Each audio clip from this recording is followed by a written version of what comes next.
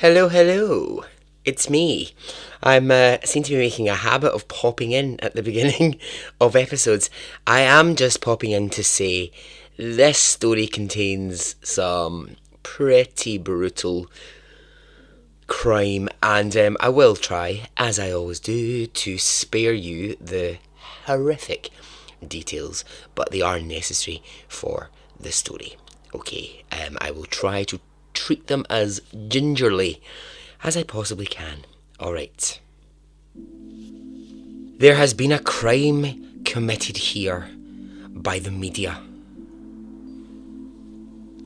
I need to call my mum.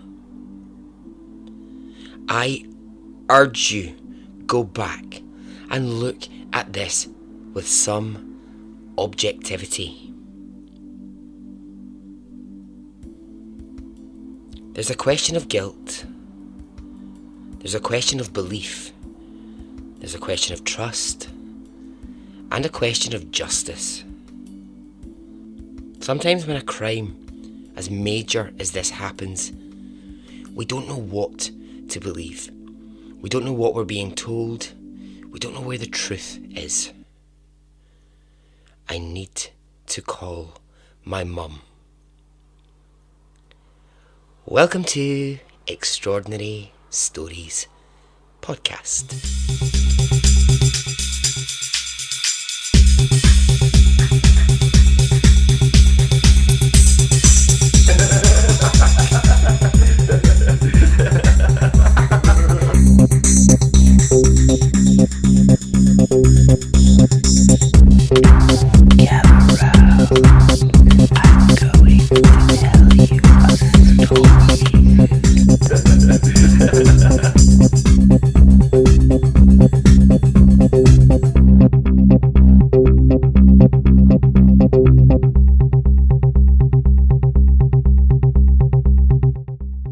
Hey, how are you? Are you well?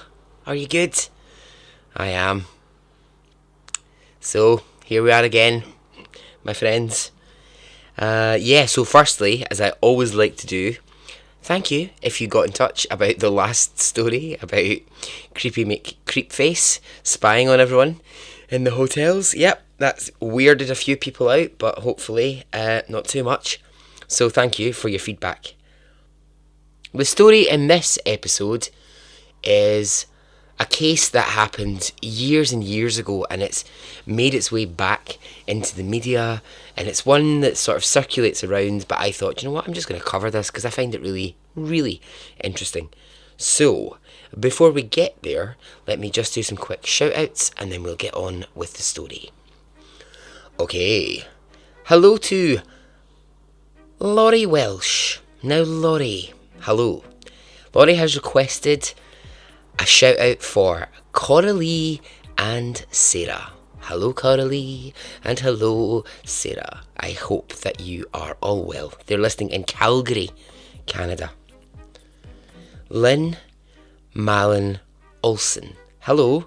Thank you for your lovely, lovely Facebook comment. That was really nice. So, hello Lynn. Jara Ramasco. Hello Jara. New to the Facebook group. New to Patreon. Hello. Now, this next one. Okay, help me out here. Maria, who is in Vancouver Island. First of all, hello. Maria sent me a lovely message and she says, holy shinky, what a great podcast. Is that a word? Is that an actual word? Maria, have you made this word up? Or, I mean, I know you Canadians are a crazy eccentric bunch, but is that a word? Help me out. Shinky, get in touch, let me know. Christine Baliol, hope I said it correctly. Baliol, hello Christine. And to the newest Patreon members, hello and thank you from the bottom of my heart. Karen Lurati, Karen Duffy, Lainey Miller and Claire McDermott. Karen, Lainey and Claire, thank you so much for helping support the podcast and help me keep it going I have one final thing to say on the shout-outs. I'm calling it the case of the vanishing wife. Now, it's not that anyone's wife has actually vanished. I'll tell you what's happened. Someone sent me a message and said, would you do a shout out for my wife? She really likes the podcast. I replied and said, yes, of course. Not a problem. I've then lost the message. I cannot find it on any of the social media channels. I can't find it. I just can't find it, basically. So if you were that person who wanted a shout out for your wife, can you please get back in touch? Because it's driving me nuts and I feel a bit guilty that I said I would do it and I haven't. Okay, that's me. Shout out's over.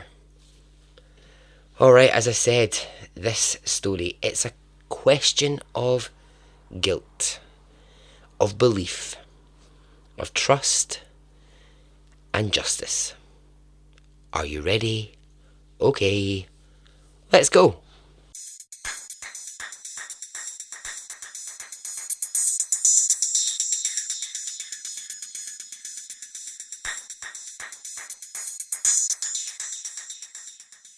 Alright, we're starting in 1998 and we are in Pennsylvania.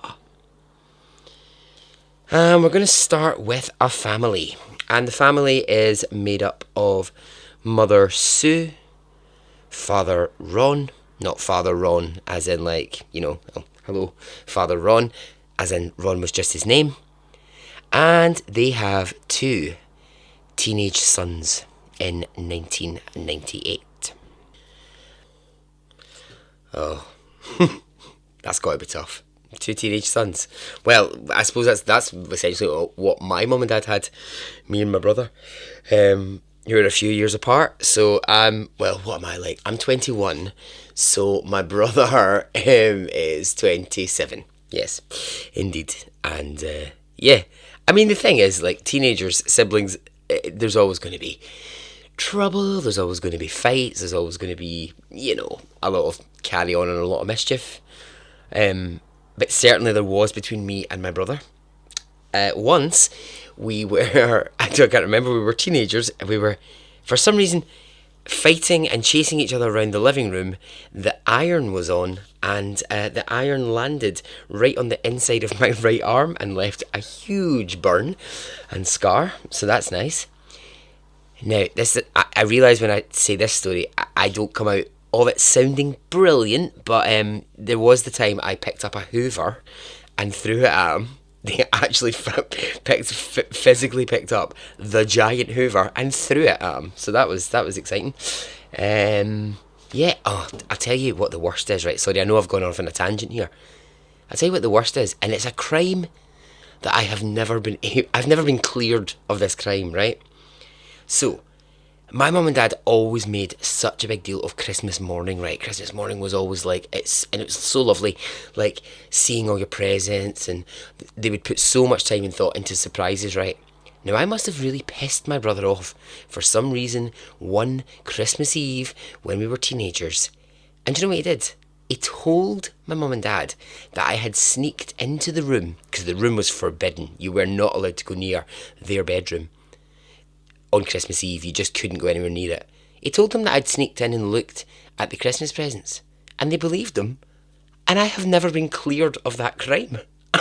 All these years on, I want justice for Barry. I mean, anyway, yeah, so brothers, sisters, yeah, it's difficult, it's tricky. Now, this family, the Whitman family, I don't want to call them, they were a normal family, but essentially they were just a sort of functioning, quite well off. No, I wouldn't say necessarily rich, but they were just this sort of nice suburban family. Okay, so as I said, they had 2 sons. The eldest son was 15, and he is called Zach, and the younger by just 2 years was Gregory, and he is 13. So, the story starts here in 1998. Zach is at home, and he's at home from school because he's feeling unwell. So his mum and dad have said, right, well look, you're 15 now, so you can stay at home, go to bed and just look after yourself.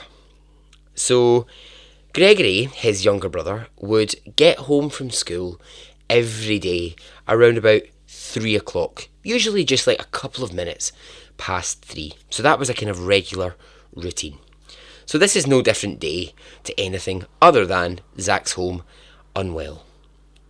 So, and this is quite sweet, Gregory has a girlfriend from school, and what would happen is he would come home at 3 o'clock, she would go to her house for about the same time, and then she would call Gregory on the house phone at home, and they would chat, and they would just chat about what happened at school that day. They would talk through what happened in this class, who said what, blah blah blah. Quite sweet. You know the way that like sort of 13, 14, 15-year-olds first girlfriend, boyfriends, all that sort of stuff. So, because it was 1998, we'll all remember this if you were around at this time. You would have, like, perhaps, if you lived over 2 floors, an upstairs phone and a downstairs phone, or perhaps it was like a phone in the hall and a phone in the kitchen. And one of the weird things is they always made different sounds. It's sort of like if you phoned someone, you knew which part of the house they were in. I mean, you don't really get that now because of smartphones. You could be anywhere when you're speaking to someone. But there was a time when if you phoned a friend's house in, the late 90s, you could be like, I can just tell by that sound that they're in the kitchen, or I can tell they're in the upstairs of the house. So, Gregory's girlfriend, she calls the house, as she does every day, around about 10 past 3. The phone gets picked up, and it very quickly gets put back down. And she thinks, that's odd. That's very strange. So she calls back. This time, the phone gets picked up, and she can tell that this is the upstairs phone in the house. And it's Zach. And Zach says Gregory isn't home from school yet. And she thinks that's weird, because he's got to be. I've been home for 10 minutes and he would normally be by this point as well. So it's weird that he's not home. But okay. And the phone goes down. The next thing that happens is Zach hears a noise in the downstairs part of the house. Like a thud, a bang, a sort of crash. And he thinks, I wonder what that noise is. So he gets out of his bedroom, he goes downstairs, he walks through the hall, through the kitchen, into the laundry room at the back of the house, and he finds his 13-year-old brother dead on the floor. 13-year-old Gregory has been stabbed 104 times. In the neck, in the upper body, to the point where he is almost decapitated. Ugh.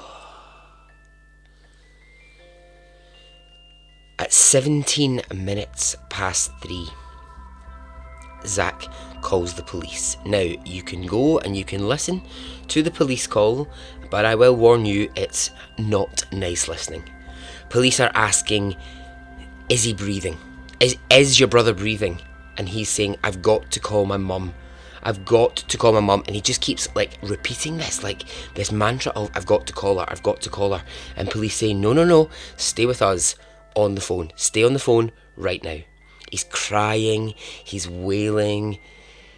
They managed to get him to identify himself, identify the house, the telephone number. And they keep saying, look at your brother and tell us, is he breathing? And he's saying, I don't want to go back and look at the body. So, and this doesn't take long. This is amazing. 8 minutes later, right? So 25 past 3, an ambulance arrives and police arrive and they look at the scene in front of them. They see Gregory's dead body in the laundry room and they see Zach. And of course he's got blood on his hands and blood on his clothes from where he's touched his brother.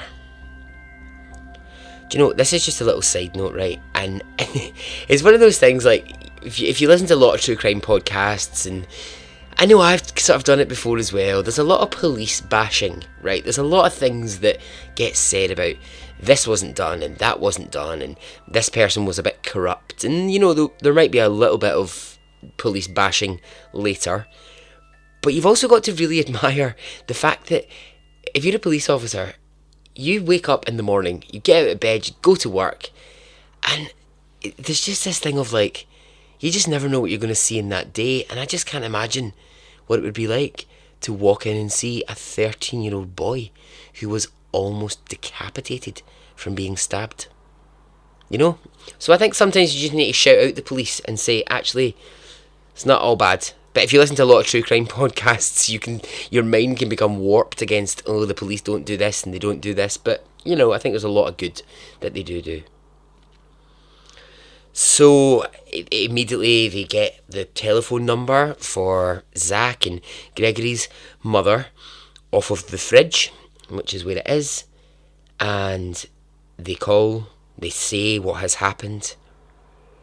And as the parents are arriving back at the house, Zach is taken to the police station to answer questions about what happened at that moment.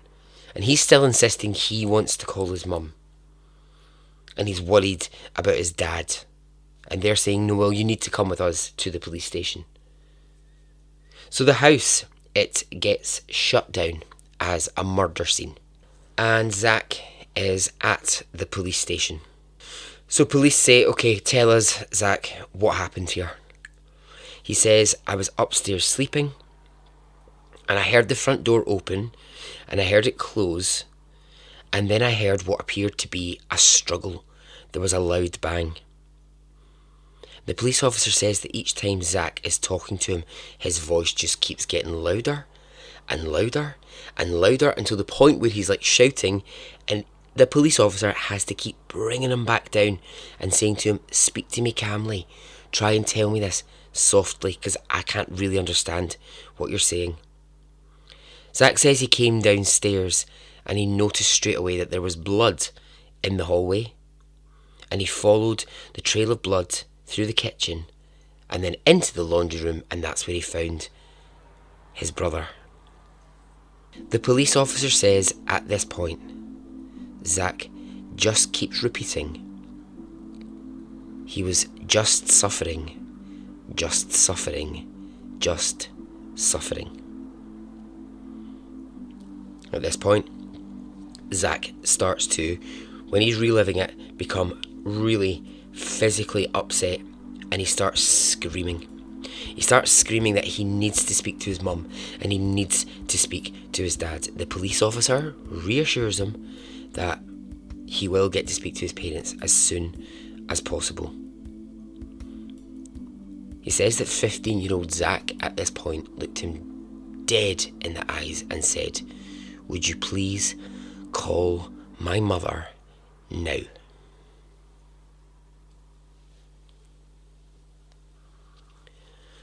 So while that's happening at the police station, back at the home, at the crime scene, police are beginning an initial search of the property, of the surrounding areas.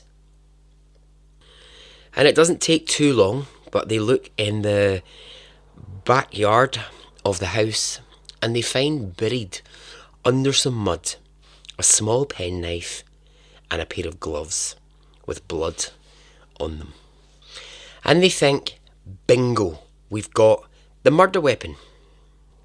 So the news travels back to the parents that a knife and a pair of gloves has been found on the property. Now, okay, we've discussed this before, right, haven't we? We've talked about this, about the fact that when a crime as shocking or as severe happens, it doesn't take very long for accusations and for conspiracy theories to come out of the woodwork. And here's the thing, if I've learned anything in life, and I'm sure you've learned the same thing, people love to tell you their conspiracy theories. Everybody's got a theory about everything. And whether you ask for it, whether you invite it or not, you're going to hear it. I'm trying to think of like, yeah, I mean, like, I suppose, like, in the UK, the most sort of, the biggest example I could use is the Madeleine McCann case. I mean, a simple image of her flashes up on a news screen in a pub, and every single person in that pub suddenly becomes the judge, the jury, and the executioner, and they will tell you their theory, and they will say it so adamantly. And that's fine. I want people to discuss, like, things, you know, I sort of invite that. But where that is difficult is then immediately for Sue and Ron, who have just brutally lost their 13-year-old son, and their 15-year-old son is being questioned, it takes no time at all for people to go, your son's a murderer. Knew it. I knew it. I just knew it. Yep, he's definitely guilty. Yep. He's stabbed his brother to death. And they're going, fuck off. How do you know that? How do you know that? But there's such certainty about it. And the way that the story is reported is, yeah, it's not making Zach sound amazing in this situation. Now, if people are already making the assumption, well, he definitely did it, then obviously what there has to be is why. Why? Like, what's the motive? What's the reason? Why would he stab his brother to death? Again, people will just have their own thoughts, their own theories, their own reasons. Thinking a bit kind of JonBenet Ramsey here. Do you know what I mean? People getting a bit that kind of, oh, I definitely know it was the brother, and it's all that kind of stuff. Now, police, they are a part of that Zach definitely did it crew of people, that way of thinking. And a week after Gregory's body has been discovered, they formally arrest Zach for the murder. So he's charged. And this is what they base the charge on. They say that there were 7 minutes in this story that are so important. And let's just talk about those 7 minutes. They say that he stabbed his brother in the downstairs of the home. That the most of the stabbing happened in the hall. He then moved the body to the laundry room. He answered the call to Greg's girlfriend to say he's not home yet. He then ran into the garden, buried the knife and the gloves, and then he called police. That's a lot to happen in 7 minutes. You know? I mean, you can do a lot of things in 7 minutes, but that's a lot of things. 104 stab wounds. It's got to take a bit of time. I mean, I don't know. I'm just guessing. And I hope I never know the answer to whether it does or it doesn't. But 7 minutes. And that's where they're basing the charges on him. They're saying he definitely did it in this time. Again, we're back to why do it? Well, they don't have the reason yet, but they're convinced. We will get that. We will figure out why this happened. Zach's clothes, they showed little traces of dirt, a little bit of mud on his trainers, and that looks bad. That looks bad because it looks like he's the one who's buried the knife and the gloves in the garden. There's a blood throughout the house, but what they can't find immediately is traces of blood leading to where the murder weapon and the gloves were hidden. So that's weird, because you would think if he was covered in blood it would lead out into the garden, but initially it doesn't, so that weakens the argument for his arrest ever so slightly. And also, none of his fingerprints are on the knife. Or I mean, I suppose if you had gloves on, you wouldn't have fingerprints, obviously. But what I mean is there's a lack of like fingerprint evidence around it.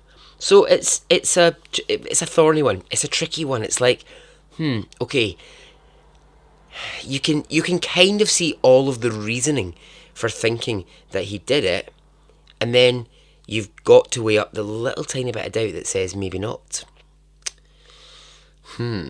Anyway, so do you know who I really feel for here is the parents. I mean, within a week, they've lost their 13-year-old, and now their 15-year-old has been charged with it. So essentially, they've lost two sons in a week. It's just horrendous. What strength they must have had to get through that. So remember here that Zach is 15 years old. And that brings with it a whole host of problems. Because after the arrest, when it comes the time for this to start to move towards court, it's such a sensational case. It's so huge, and the media love it, and they love to get in about this story and tell this story. So with the arrest having happened and a bit of time having passed, it comes the time to take this to court. And that's going to be huge just by the nature of it, simply because the amount of media that it gets, the amount of interest in this story, the brother who killed his brother. Yeah, of course there's going to be massive interest. Now, Zach is, of course, 15. Just remember that just now, right? He's only 15. So, they move towards court, and of course it's juvenile court, and the prosecution and the defence, they start to build their cases around this. The why he did it and the why he did not do it. Cases start to build. So when they get to court and things start to get discovered and things start coming out, what we sort of get here, a bit of kind of what I was saying earlier on that you hear a lot, and you do hear it a lot, is that there were some police failings in this investigation, and that's going to make this court case tricky. It's going to make it very, very difficult. The one major one that jumps out is that during that time period when they had just closed it down as a crime scene, and Zach was away talking to police at the station, officers were going round the house checking for things, and they heard a door slam. Either the front door or the back door. They heard it slam shut. Now, what's difficult is they didn't check to see who had slammed that door. They didn't immediately react and go, why is the door slammed in this house when the police are the only people that are in it? So a lot gets made of this about the fact that that was a real failure, because what that could have been is that could have been the actual killer of Gregory hiding in the house, waiting for their opportunity, and at that moment running from the scene, slamming the door as they went, and running away, and you're never going to find them. So again, I mean, there's arguments for that, there's arguments against that. I can kind of see both sides of it. Of course, the defence are going to say, well, I mean, that was clearly the murderer leaving the house, and police never checked it. Things like the basement was never properly searched. They didn't secure the crime scene, a la JonBenét, one more time. They just didn't secure it. There was a lack of checking who was coming, who was going, who was leaving the house, so there was footprints, there was everything everywhere. So difficult, kind of slightly messy stuff. Also, not enough samples were taken from the house to be able to match them to Zach's DNA. Just murky and tricky, basically. Also, in court, what's interesting is there's no real, proper, full explanation of the 7 minutes. This kind of 7 minutes where police say, this is where it happened, they don't properly, fully explain it. But then the other issue is, the defence don't really attempt to rip it apart. They do a bit of a shit job, if I'm honest, of not pulling it apart. The lawyer for the Whitmans just doesn't really make a good enough point of saying, this can't have happened. Like, in 7 minutes, it just can't have happened. Now, who is the lawyer for the Whitmans? Well, if you've listened to, and I'm sure you have, if you've listened to the Serial podcast, you will remember the lawyer that Adnan Syed had, Christina Gutierrez. Probably, if like me you've listened to Serial a couple of times, you have her voice. You could probably recall her voice in your head. She's got this absolutely insane voice. She's got this like sing song. It doesn't actually sound anything like that, by the way. That was actually the worst impression. But she's got this weird like sing song. Sometimes she's high, sometimes she's low. Sometimes she sounds like a really annoyed school teacher, like she's shouting at you. And then other times she softens it.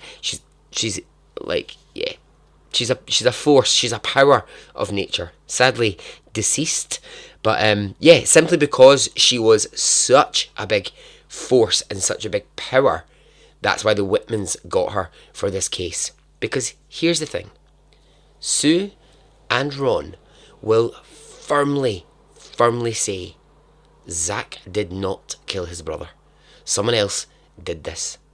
They firmly set that out from the very beginning. We do not even have a single doubt that another person did this.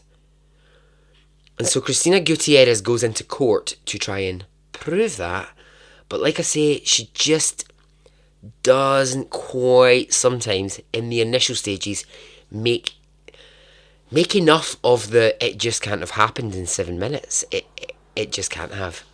You know, there's just, it's so annoying because there's like room there for discussion about that. There's room for chat about that, about, well, how do you almost decapitate someone, move the body, hide some gloves, phone the police, all in that short space of time. What she sort of goes for in a lot of the pre-trial stuff, before it even gets to major court, what she tries to go for is he's just not capable. He's a kid. He's 15. He's not strong enough to do this. But it's this that's really important, this he's 15 thing, that's really key at this moment. Because I think this whole story would be entirely different if he had remained being 15. But that doesn't happen. And I'll tell you why. Well, because age happens and we all get older is one factor. But this. It takes 5 years for the case to actually go to like proper full court. So there are 5 years. So the stuff I'm discussing here, stuff I'm telling you about police failings and what about the 7 minutes thing, that all happened in pre-trial. Now, you hear pre-trial all the time, but I just had to look it up just so I was definitely clear. Pre-trial is basically when a judge looks at the case and gets the defence and gets the prosecution involved and says, right, let's look at all of your documentation. Let's see your arguments. What have you got? Have you done the right thing? Have you read the right paperwork? And if there's any tiny little error in that, the whole process has to start over again. Before it can even reach court, it has to keep going through it. And whether or not, and this is just gossip, some will say that Christina Gutierrez was deliberately delaying the proper full-on case. That's a whole other separate story. Some will say she was doing it for financial reasons because, of course, the longer it went on, the more money she made.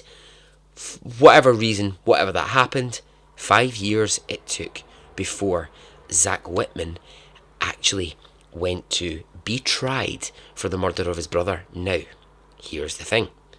That makes him now 20 years old. And so this is a very different case now. Because if you're a juror in that court, I'm just thinking of myself, right? If I was a juror in that case, if I was looking at a 15-year-old who was being accused of this crime, and now I'm looking at a 20-year-old almost man, you're looking at different things. Am I right in that? I mean, I know you're still looking at a murder. I know you're still looking at the crime, but the person actually sitting there, that's got to change something. So something just about that kind of 5-year period, I think, is interesting. So the proper big full-on trial is in full swing. It was the goddamn trial of the century, don't you know?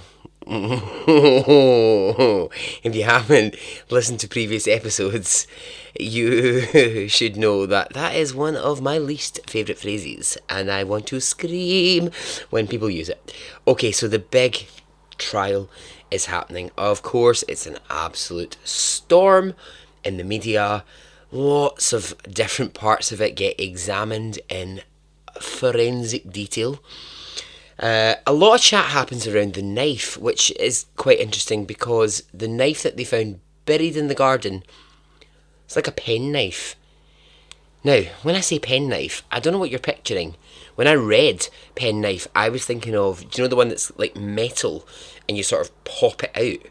And it's like, I mean, it is quite sharp and it could do a bit of damage. You know, do you know the one I mean? Like the blade's tucked away and then you pull it out, yeah? Not that. It wasn't that at all. This thing, it kind of looks more like a nail file. It looks kind of like more the kind of thing you'd be like, I'm getting a pedicure, I'm getting a manicure. That's kind of more what it looks like. So, at court, a lot gets made about this nail file. Like, could this seriously almost decapitate someone? I'm not sure. But it's just one of the elements of debate. When it all shakes down and when it comes down to the end of the case and the jury have got to make a decision, they do. And they find Zach Whitman guilty of first-degree murder. And the judge sentences him to life in prison without the chance of parole.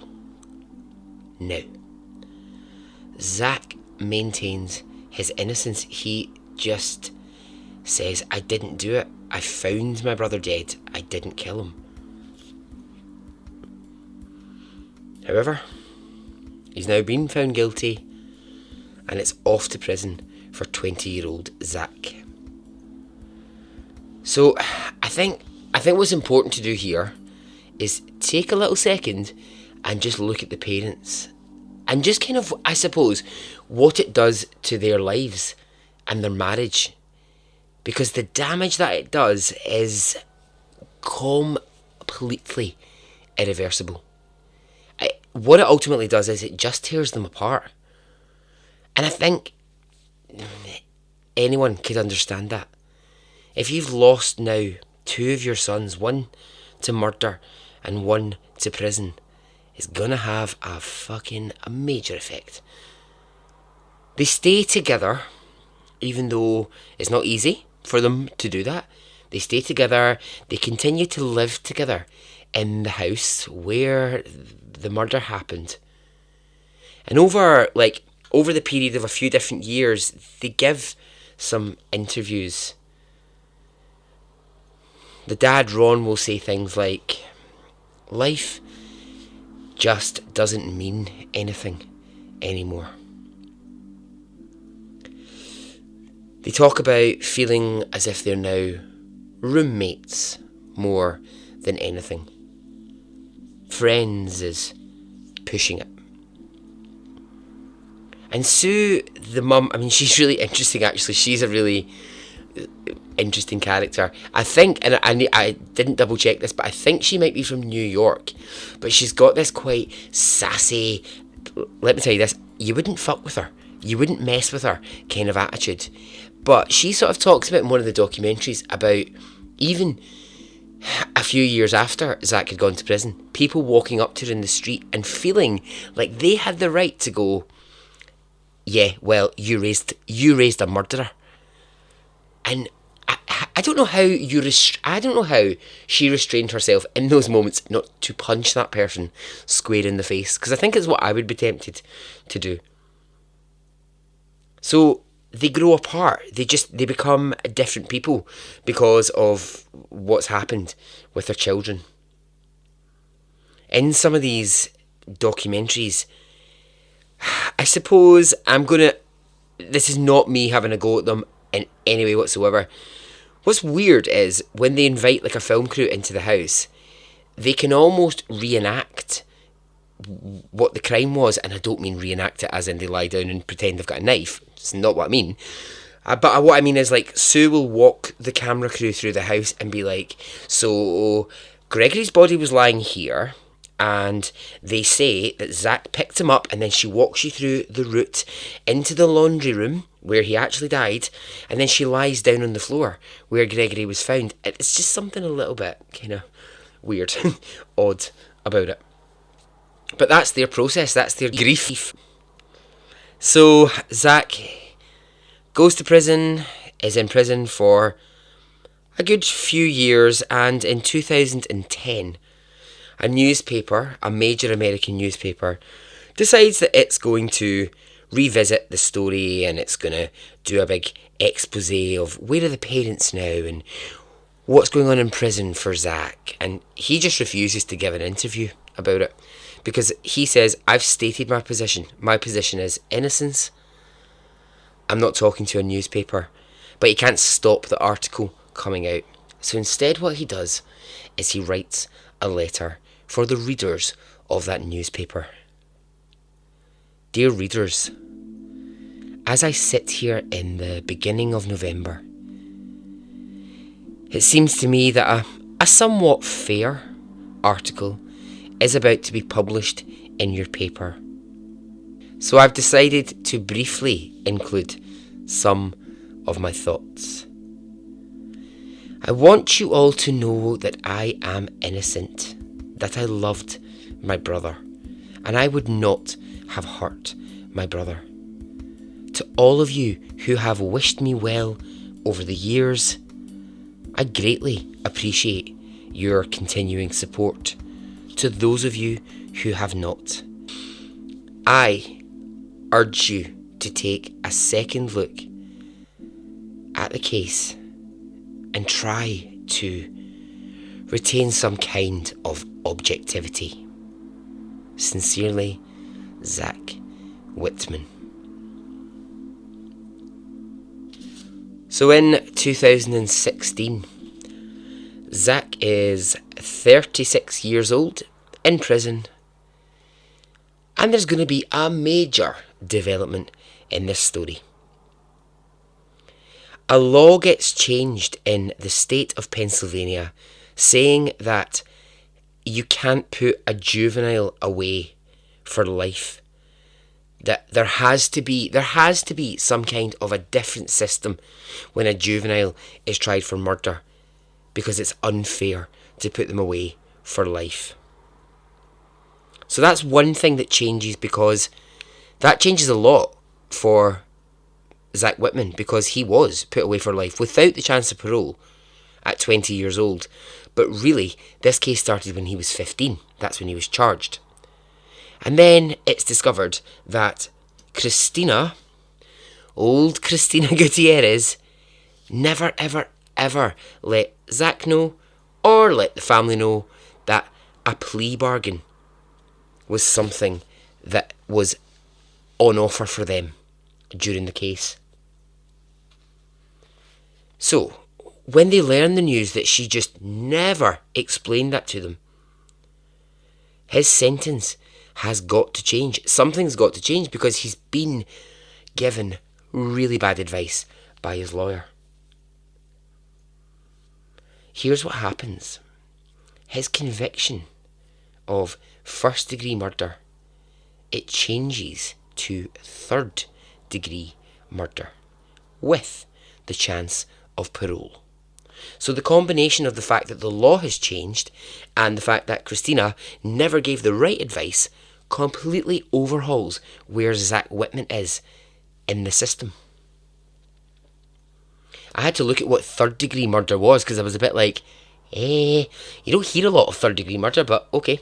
Right, well, we know what first degree murder is. First degree murder is like, it was deliberate, I planned it, premeditated, dead. Yeah.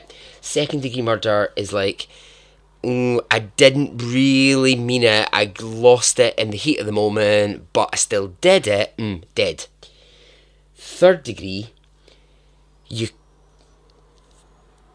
really probably did not mean it. Like, at no point during the act or before it was that your intention, but still dead. So, as soon as that is changed for Zack Whitman, he can apply for parole. 16 years after going into prison, he's now got the right. Now, he thought he was literally in there until the day that he died, but he's now been given the opportunity to apply for parole, and he does. He does not hang about. He applies immediately. And his parents, they fully support this. Now, this is where the plea bargain element of it comes into play, and this for me is the thorniest, trickiest, most interesting thing about the legal system. I don't know if plea bargains, no, they must exist in every country, or there must be a version of them. A plea bargain is basically you saying, yes, I'm guilty, yes, I was involved, but there has to be a deal on my end for it. There has to be. So, kind of the way it works is this, and this is it in sort of plain speaking black and white. If Zack takes a plea bargain and confesses to the crime, there's a chance that he could be out of prison within a year. If he doesn't take it, chances are he could be in there for still a very long time. And it's a really interesting, I think, moral moment. I think there's questions about what's ethical to ask someone to do. But ultimately, what it comes down to is he agrees to a plea bargain. He stands up in court and he says, yes, I killed my brother on that day. I stabbed my brother to death. His side of the story is that on that day, around 3 o'clock, Greg came home. The phone rings and Zack hangs up on the phone. Now, if you remember, that was Gregory's girlfriend calling, as she always did, and she did say the phone did pick up and then it was slammed down quite quickly. Zack says that really annoyed Gregory when that happened. He got angry and they started to fight. He said that at that point Gregory just wouldn't let it go. He was really angry with his older brother for hanging up on his girlfriend.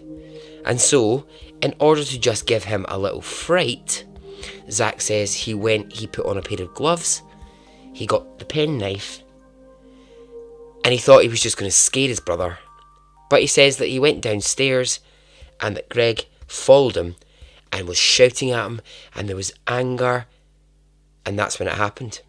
He says, that's when I started to stab him. I stabbed him until he died. In the hallway, I panicked. I picked up his body. I moved it through to the laundry room. I hid the knife and the gloves in the garden, and then I called police. And so with that plea bargain, Zack Whitman, at age 36, is released from prison. He is released from prison and is now a free man. My first thoughts on that were, well, they weren't really about Zack Whitman to start with. Well, they are, but at first actually I thought about his parents. I thought about Ron and Sue, like what do they make of that? Or do they know that he's just doing that to get out of prison? I mean, they've spent 16 years in the media defending him and saying there is not a chance our son can do this. Whilst people are screaming at them, you raised a monster, they're saying no, he didn't. This is all an injustice. And now here he is, he's saying, yeah, actually, I did do it. And is the I did do it simply because he wanted out of prison.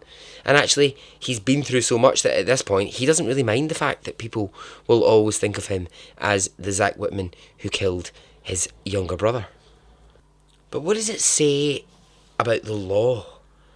What does it say about truth and justice and guilt? Because ultimately, here is the thing that is so confusing, and I think this is where I started to get like, my brain is melting with this story.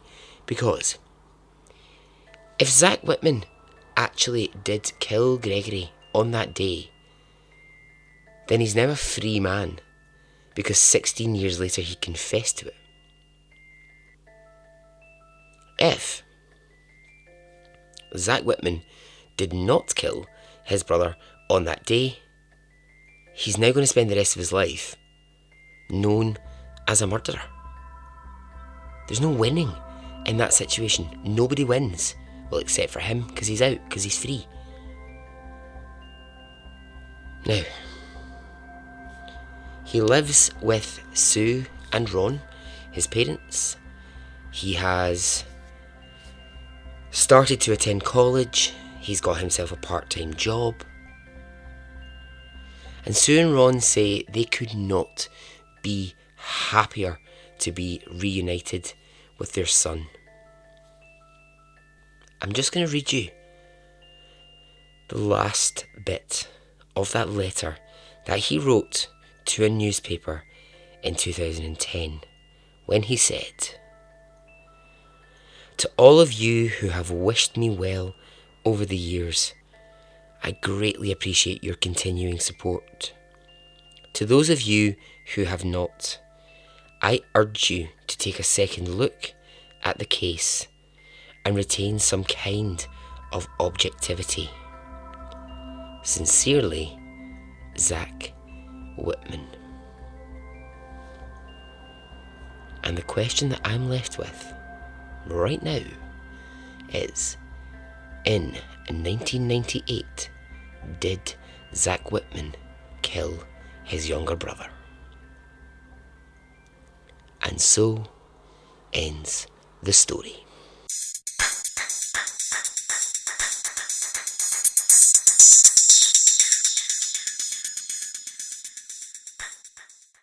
Alrighty then. Well, get in touch with your thoughts. Let me know what you think. Be good to hear from you. See what your thoughts on this are. Some of you who might have lived with this case for a very, very long time, you might be like, no, I'm absolutely clear that what I think about this story because I remember it happening, or you've watched maybe lots of documentaries about it and so you're very, very, very clear. But yeah, be good to get a bit of a spectrum of opinion. Alrighty, well, I'm going to get out of here. You know what's coming. I'm pretty sure if you had a pen and paper near you right now, you could write down what I'm going to say, but I'm going to say it anyway. Facebook group. Join the Facebook group, say hello, like the Facebook page, Instagram, Twitter, find me. Thanks for all of you who commented on my stunning new Facebook profile photograph. So if you haven't seen that, have a look at it. It's a listener who listens on Instagram said, "Oh, I just did a Google search for Barry Henderson, Extraordinary Stories podcast host, and the man who comes up, that's not me. That's not my face." Okay? Nothing against that man. I'm sure he's a bloody lovely man, but I think he's a computer technologist somewhere. Don't get confused. Okay, so there's that. There's also Patreon if you want to support the podcast. That would be fantastic. Don't forget, there's also Extraordinary Stories podcast merchandise, and it's pretty fucking sexy. You've got your tote bags, you've got your badges, you've got your t-shirts, you've got your vests. Oh, you've got it all going on. Oh, it's an Aladdin's cave of wonders. So yeah, head on over to the Threadless page and have a wee look. Yeah, they are. The designs are gorgeous. So have a look. Alright, well, I'm gonna go right now. Time for me to go and think about what is the next story that I need to tell. Okay. Thanks very much for listening. Until we speak again. Okay. Goodbye.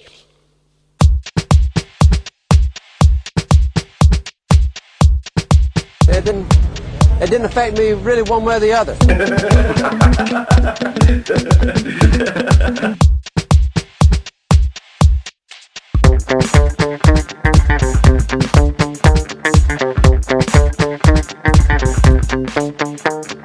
I would imagine from the look on his face. So, I've decided to briefly...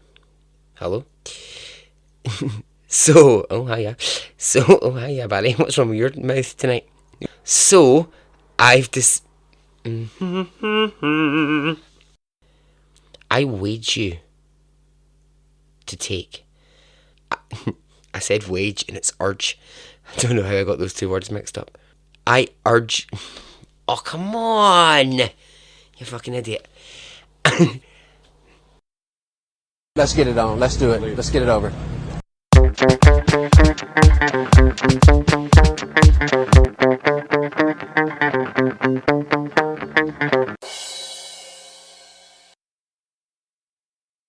Let's get it on. Let's do it. Let's get it over.